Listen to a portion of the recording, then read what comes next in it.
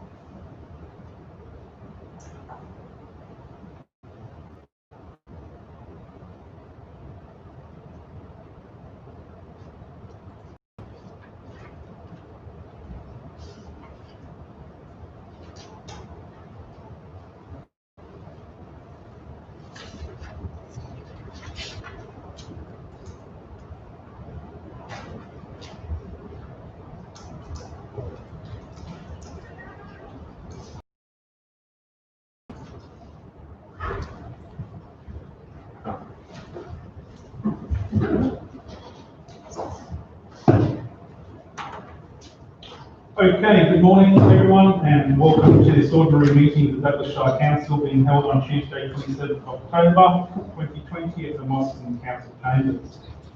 I hereby give notice that in accordance with section 277E of the Local Government Regulations 2012 that the ordinary meeting of council will be closed to the public because of health and safety reasons associated with the public health emergency involving COVID-19.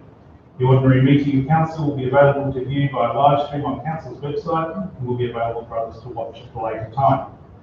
I'd like to acknowledge the Kabigalanji people who are the traditional custodians of the land on which we meet today. I'd also like to pay respect to their elders, both past, present and emerging, and extend that respect to other Indigenous Australians who may be listening or watching our meeting this morning.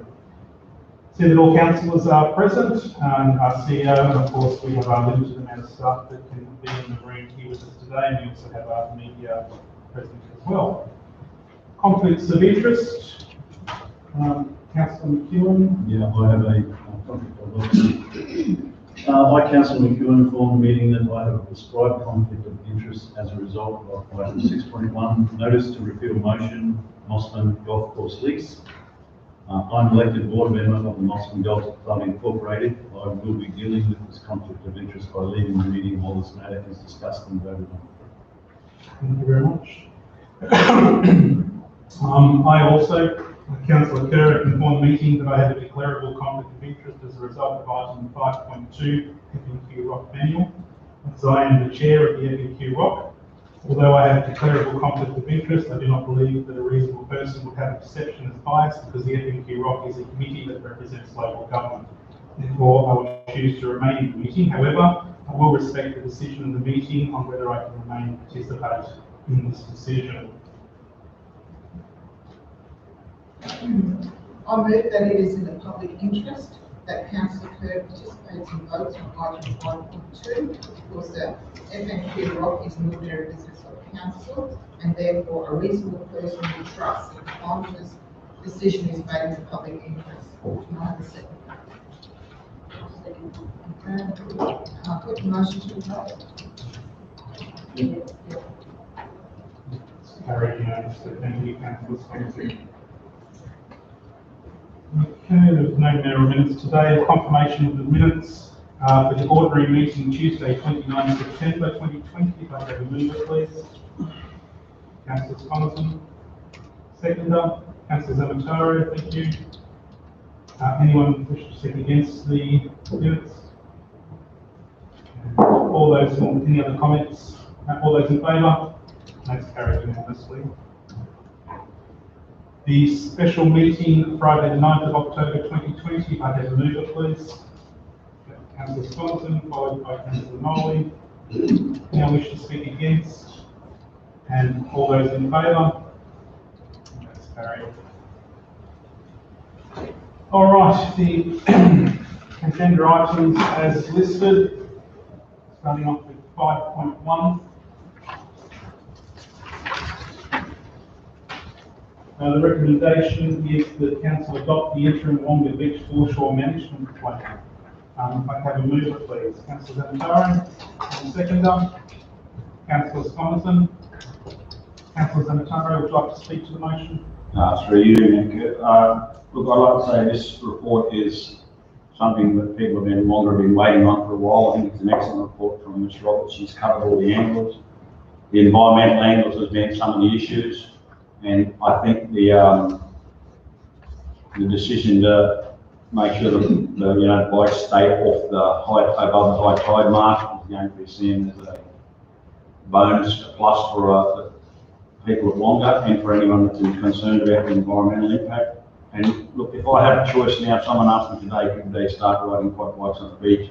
My answer would be no. But Wonga has been tradition for decades and decades, and people have done it. I think this is going to, hopefully this will stop people, because I still get complaints every day about cars driving on beaches on the beach. So this will stop and will be policed. And, one of the questions I get, how's it going to be policed? It's a big area. I think it's a great initiative, and I commend Ms. Roberts on the report. It's excellent. Anyone wish to speak against the report? Any other comments from council regarding this report? I've had some questions. Councillor Nolan? Thank you. Okay. So these are just a few questions that come to mind, please. First thing, it says in the whatever report, most of the actions contained in this interim management plan will be funded by the Queensland Government Reef Assist grant. I was just wondering, is that okay within the grant guidelines to use the money from that grant for something like this? It doesn't have to be more specific to the reef. That's first thing. Is that, yeah?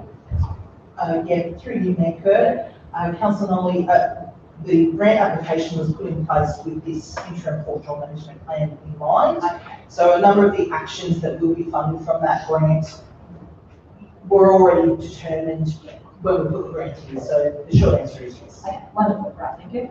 The other thing I was wondering about is, so we're intending perhaps to issue fines if we find a consistent person breaching these things.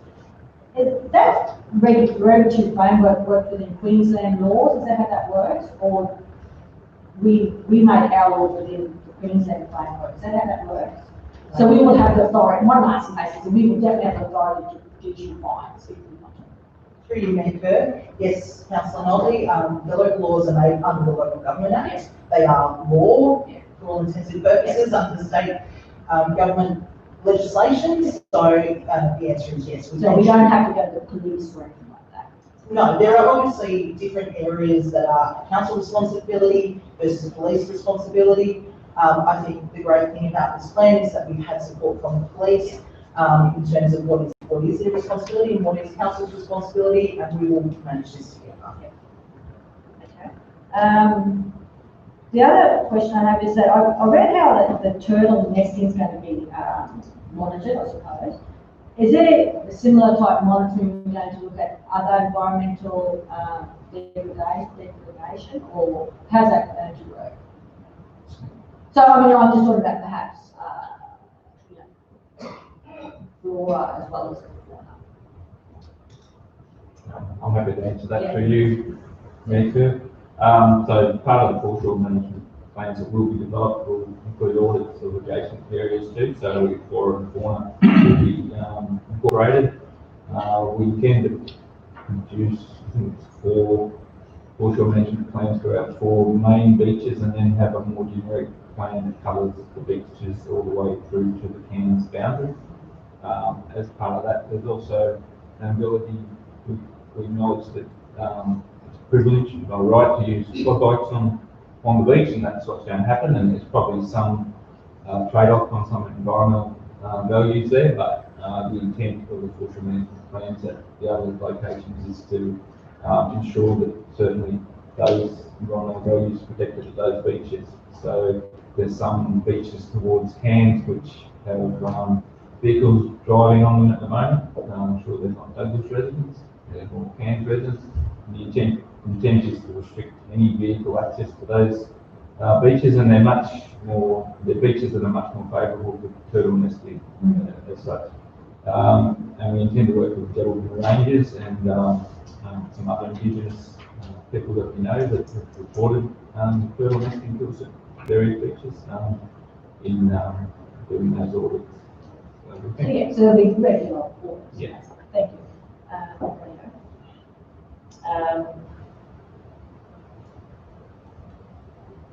And,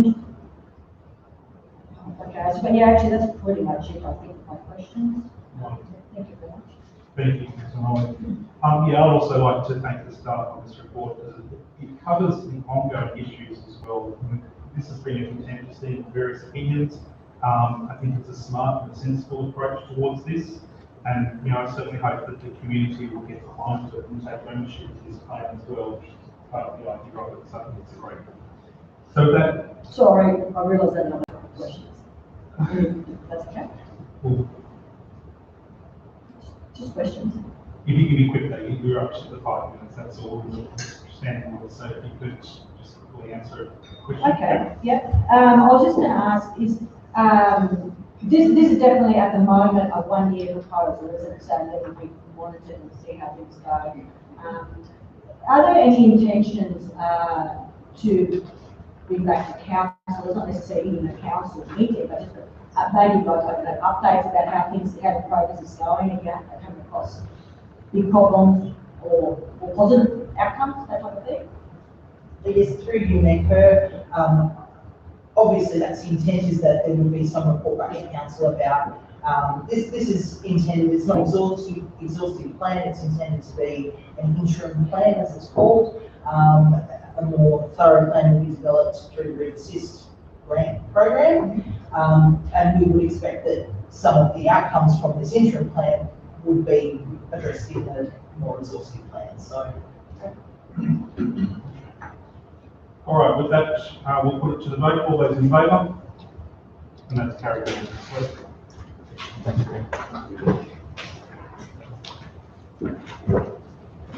All right, 5.2, the FNQ Rock Regional Development Manual Planning Scheme Policy. The recommendation is that council adopt the proposed amendments to version 11-19, issue 8 to the FNQ Development Manual Planning Scheme Policy as modified, having regard to the submissions received in accordance with section 22 of the Planning Act 2016 and chapter 3 Minister's Rules for making amending planning scheme policy. And 2, place a notice on the News Report website advising the council's decision to adopt the amendments in effective date version 11-19 issue 8. If I could have a mover, please, for this. Councillor Scomerton. Seconder. Councillor Ewan. Councillor Scomerton, would you like to speak to this at all since you moved it? Yeah, I found it really interesting to read and to see what other councils are doing. And I think it's very informative, and it's great to see this, you know, all the councils working together to resolve issues in that. Thank you. Anyone wish to speak against? Any further comments? Okay, with that then we can put it to the vote. All those in favour? And that's carried unanimously. Thank you.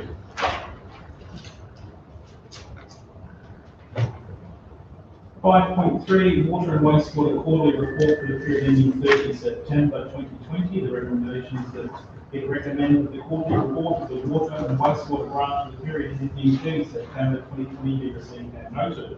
If I could have a mover, please. Councillor Nolan put in there first, and then Councillor Scomerton second. Councillor Nolan, would you like to make any comment to the motion? No, that's okay. Anyone wish to speak against the motion? Any further comments from the councillors regarding this report? No? All right, it's a very detailed report. Thank you very much as always. I think this one was quite interesting actually, considering what we're going through with the lot of populations around and showing that the different rules that we're using at the moment. But unfortunately, it's still not quite enough coming down the river, so we've still got the restrictions in place currently. Okay, we'll put that to the vote. All those in favour? And that's carried unanimously. Thank you. 5.4 monthly financial report, September 2020. The recommendation is the council notes the financial report for the period ended 30 September 2020. If I can have a mover, please. I'm happy to move that one. And Councillor Thompson, you're seconding that one. Thank you, Ms. Colleen. Absolutely a detailed financial report as usual. It's interesting to see the effects that COVID's having on us. But it's only very early in the year, and we'll certainly see what happens as we move forward. Anyone wish to speak against the motion? No? Any other questions or comments from councillors? No, Mr. Colleen, would you like to say something about the report? For you, Nick, I think it's all pretty self-explanatory. Again, the ferry is one of the items that we're really looking closely at, and we're working on budget revision at the moment. We had already dropped our budget down. We predicted 50% of normal travel from July to August, 75% from September to January, and 100% from February onwards. But we're not so sure that that's how things are going to play out, because things are extended a fair bit. So we'll be looking at that today. We were 77,000 ahead with the ferry at the end of August. That's dropped down now to 38,000, so it's coming back in. And we're just having a look at our stats to where we're up to today with October. The buses seem to be very, very low, even though we waive fees. Unfortunately, a lot of those were international tourists usually. So we'll be looking very closely at that. Another area that we'll be looking closely at revising is the interest, because that continues to fall.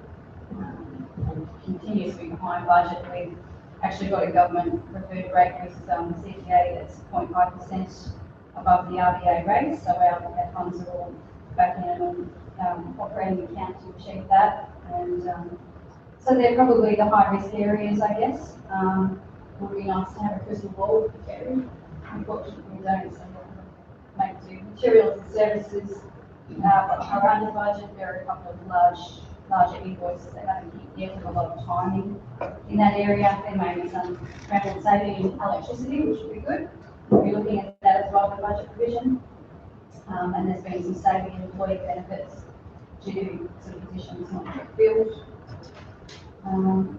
That's pretty much all I have to say. Thank you very much. Much appreciated. All right, with that, we'll put it to the vote. All those in favour? And that's carried unanimously.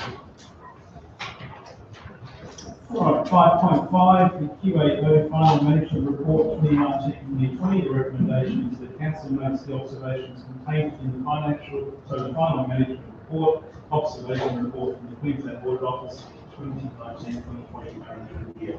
If I can have the mover, please. Councillor Thompson. Seconder, Councillor Zamataro. Councillor Thompson, would you like to speak to it? No. Anyone like to speak against the motion? Any other comments from councillors? No?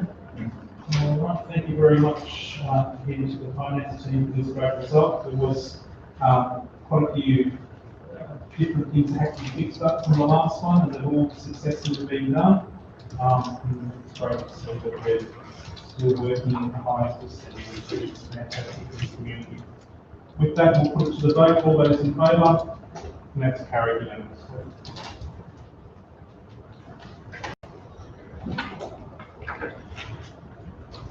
.6 Mosman State High School Annual Presentation, November 2020 request for sponsorship. The recommendation is that council provide Mosman State High School with $500 GST exclusive cash as gold sponsor of the award presentation on the 18th November 2020. And delegates authority under section 257 of the Government Act 2009 to the Chief Executive Officer to finalise any and all matters associated with the above. If I can have the mover, please. Nick, sorry, before we go ahead, I just remember that I'm a relief teacher at the high school. Do you think I should make some kind of declaration of conflict of interest? It just occurred to me now. I really doubt it, but anyway, just want to cover myself. there. Don't Just believe really- you have a direct benefit from Not, this. not even perceived, I don't think, No. personally. But will I make the declaration now that I've brought it up? I'll refer to the government's manager for that. I had thought about this, Council Molly, when we were doing a training, sorry, through you, Mayor. So it just occurred to me now, actually. I would think it's, I might actually, I am technically employed by the Department of Education, not even by the high school.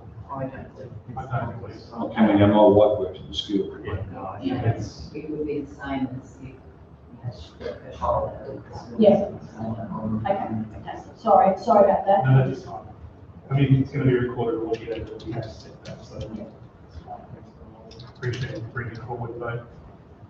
So the recommendation is to provide Austin High School with the $500 and of course the CEO to the authority after that. If I could have a mover, please. Councillor Nolly.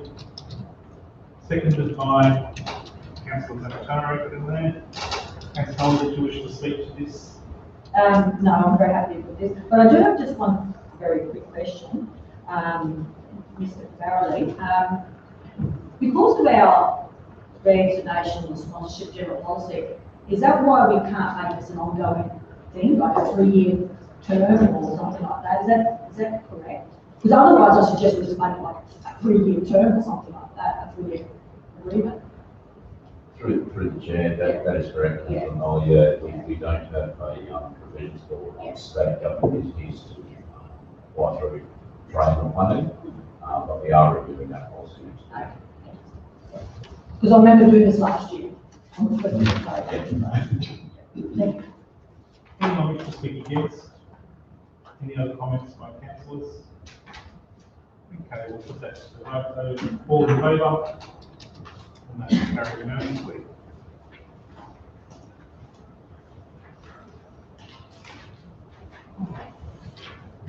5.7, the appointment of an audit committee. The recommendation is the council appoint Dr. Martin Fahey as the independent chair of the Douglas Shire Audit Committee for a term. And that this is one, I think we need to make an amendment to this motion with the fact that it's not going to be a 4-year term. It's going to be to the end of the 4-year term. If I put an amendment to that now, so that it should be reading on all accounts, the appointment of Dr. Martin Fahey as the independent chair of the Douglas Shire Audit Committee for the remainder of the 4-year term. And that should read the same for all of those. If I could have a seconder for that amendment, Councillor Zamataro. All those in favour of that amendment? And that's carried unanimously. Okay, so this will now read, appointment Dr. Martin Fahey as the chair of the Douglas Shire Audit Committee for the remainder of the 4-year term. Appoint Jerome View as the independent external member of the Douglas Shire Council Audit Committee for the remainder of the 4-year term. Appoint Mayor Kerr as a member of the Douglas Shire Council Audit Committee for the remainder of the 4-year term. And appoint Deputy Mayor Lisa Scomerson as the member of the Douglas Shire Council Audit Committee for the remainder of the 4-year term. If I could have a mover for that, please. How did you read it that? And this is the actual motion now. Oh, okay. Yeah. So Councillor Nolly. And seconded by Councillor Scomerson. Councillor Nolly, if you wish to make any comments. No, thank you. This is pretty standard. Anyone wish to speak against the motion?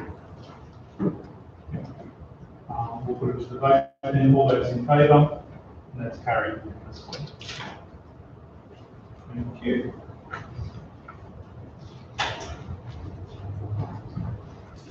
All right, 5.8 is the Christmas period annual shutdown. Of course, we do this yearly. The recommendations, the council resolves to nominate the close down period for 2020 as being from the close of business Thursday, 24th of December 2020 to the start of business Monday, 4th of January 2021. If I can have a mover, please. Councillor Scomerson. And the seconder, Councillor McEwen. Councillor Scomerson, did you wish to speak to this at all? No, it's just you, I think. Anyone against the motion? Any other comments? We'll put this to the vote. And all those in favour? That's carried unanimously. Thank you. 5.9, the investigation policy. The recommendation is in accordance with S150AE of the Local Government Act 2009, Council adopts the investigation policy as presented. If I could have a mover, please. Councillor Thompson, seconder. I'm happy to second that. Councillor Scholarson, do you wish to speak to this at all?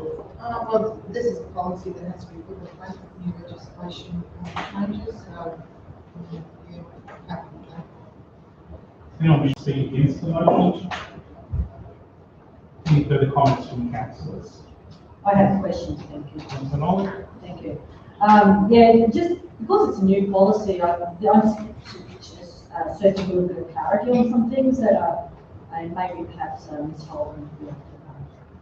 Through the chair, Councillor Nolan, this was presented to council, I think it came into effect in 2018, so this is probably after updated this policy last second. So the changes that have come through have been with the changes of legislation from the 12th of October. So it relates to anything to do with a council advisor, which we don't have at our council, and parts of the code of conduct. So this policy has come direct from the Department of Local Government. So yeah, it's what sort of clarity we have. Oh, well, that's what I'll ask you the question. Does that answer? No, specifically. Yeah, I understand where you're coming from. I looked through what we had in place and what the changes, and they've just changed some wording in the code of conduct and bringing council advisors in and the council admin support officers for the council. So that they're the main changes.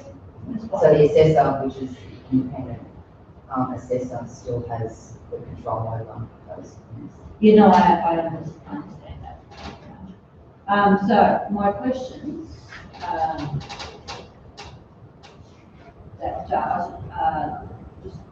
so it's page 2 of the policy.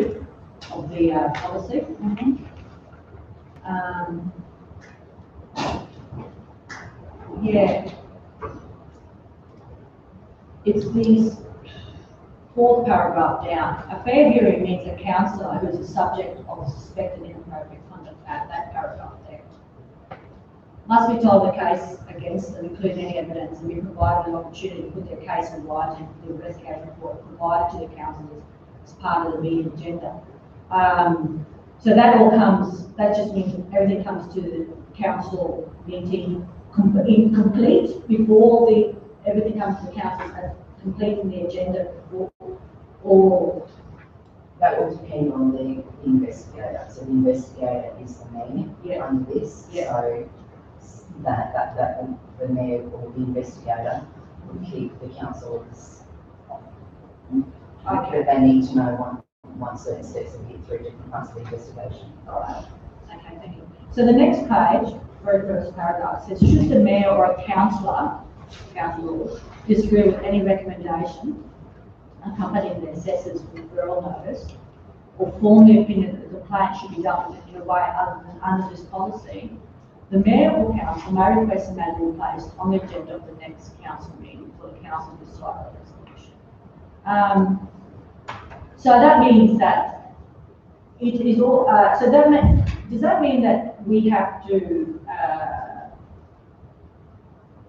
A council can also basically make a suggestion about how this goes forward, as opposed to just the mayor, essentially. Is that correct? And that would be through the mayor, so that would be voted on. So that would be a council decision. Yeah, everything's voted on. Thank you. Now, the next page, under the heading of completion of investigation, the investigator, which is not really there, essentially must provide a report to the council meeting with the appropriate bits and pieces as the dot points there. So my understanding is that those dot points do not include an opinion of the guilt or the basically. It can be a recommendation about dealing with the conduct, but there's no opinion given about what the finding by the councillors would be. Is that correct? Through through the mayor, that would be interpreted by the county investigator, takes that, handles that. I'm confident to answer that, probably the investigator. It would either be the mayor or who they would delegate it out to a third party, so. Okay, but that, any recommendations about dealing with the funder doesn't give the investigator, the authority to give an opinion about what the, about whether, what the, correct finding would be. The correct finding would be found by the councillors, and then that would, if I understand correctly, the recommendation would be on what the finding was. Councillor, through the chair, so the recommendation would come through from the investigator. If council did not, if the councillors did not agree with their recommendation, they would vote on that. All right, I think that's it. Okay, thank you very much. Thank you.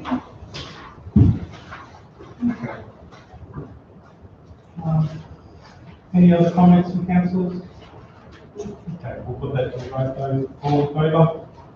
And that's carried unanimously.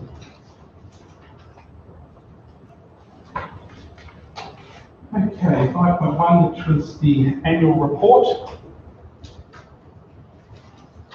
And that is recommended that pursuant to S182 of the Local Government Regulations, Council adopt the annual report 2019-20 and delegate authority under section 257 of the Local Government Act 2009 to the Chief Executive Officer to finalise any more matters associated with publishing of the annual report. If I can have a mover, please. Councillor Compton. Seconded by Councillor Zamtaro. Councillor Scott, would you like to make any comments about the annual report? No, absolutely. Thank you. Anyone wish to speak against it? Any comments from councillors? No? Okay, I'd just like to say certainly thank you for the report. It's a massive document of information. And I certainly would hope that people take the time to, once it's finalised, to download it and have a look and see what's in it. Because all the information in the council. Put that to the vote. All those in favour? And that's carried unanimously.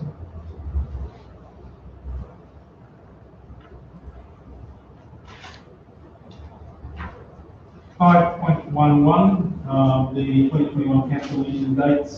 The recommendation is the council resolve of the ordinary meetings of council in the council division office 64 Front Street, Mossman, on the following days and dates and times for the 21 calendar year. I'll have a mover, please. Councillor Zamtaro. Seconded by Councillor McEwen. Councillor Zamtaro, would you like to speak to it? Stand. Next good. Anyone wish to speak against it? Any further comments from councillors? Okay, I'd just like to add that these dates have been put into the ordinary meetings, and we're certainly hoping as soon as these COVID restrictions lift that we can move forward with the other ideas of how to have further meetings open to the public to be able to be involved in. So let's hope the COVID restrictions disappear as quickly as possible and we can introduce some further ones. We shall put it to the vote. All those in favour? And that's carried unanimously.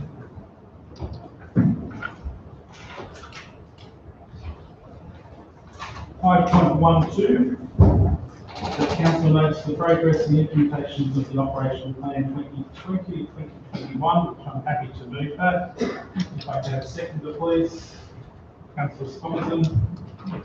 I'd certainly like to commend the CEO and staff for the information provided, and the operational plan progress report certainly shows that a good majority of the items that we put into the operational plan are in progress.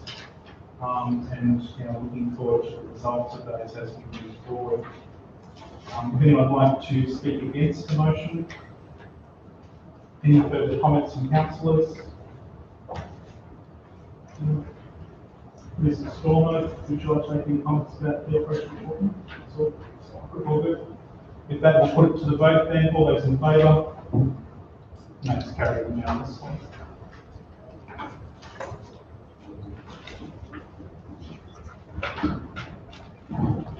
.13, the CEO report for the period July to September 2020. The recommendation is the council receives and notes the organisational report card and the report from the Chief Executive Officer for the period of July to September 2020. If I can have a mover, please. Councillor Scommison. Seconder. I'm happy to move that to Storm. Right. Councillor Scommison, would you like to make any comment?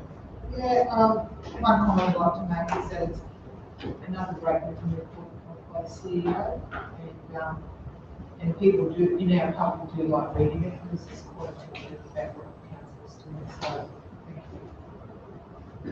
Anyone wish to speak against? No, I also would like to commend again for the detailed in this report, and I highly recommend people to download this and have a read of it to show what the council actually does, and an absolute amazing amount of different types of areas that is involved. It's a credit to the staff and the CEO for the work that's been done. Mr. Storm, would you like to comment on this one? Thank you, Mayor. Yeah, just very briefly, I just always like to point out that it is very much of a team effort, not only in putting the report together, but obviously in delivering all of the different items. And it's something I really enjoy looking through every quarter and coming up with my own comments. And sometimes it's really difficult to pick and choose what I'm going to comment on because there are so many things that are happening. So I really just like to thank all the staff because people have really been pitching in, particularly with the challenges of COVID. We've kept things going, and yeah, I'm really proud to be the CEO of an organization that has been able to deliver this. Thank you. Thank you very much. So with that, we will put it to the vote. All those in favour? And it's carried unanimously. Right, 5.14, the recommendation of incorrect conduct referral from the Office of Independent Assessor. Some recommendations that can be put through to councillors, but on this one, I would like to make a recommendation that under section 254J of the local government regulations, I believe that the public discussion of this matter may be to the detriment of the mental health of both the complainant and the accused being a small community. And I'm going to suggest that moving this council into a closed session for the purpose of the discussion, and then we can then come back into an open session to finalise the matter. So I'm happy to move that as a seconder. Councillor Scommison. We'll put that to the vote. All those in favour? Just ask something, please. As this refers to Councillor Zimitaro, I think it must be in his best interest to comment whether he wants to close or open. It's not a discussion. I'm putting through a recommendation. You can either vote for it or not vote for it, Councillor Norman. No, I think that just to go back to that policy, I think that is open for discussion, but no. So all those in favour of moving into a closed session? And that's carried unanimously. So we are going to move into a closed session, so I'd like everyone, including staff, to leave the room, please. Thank you.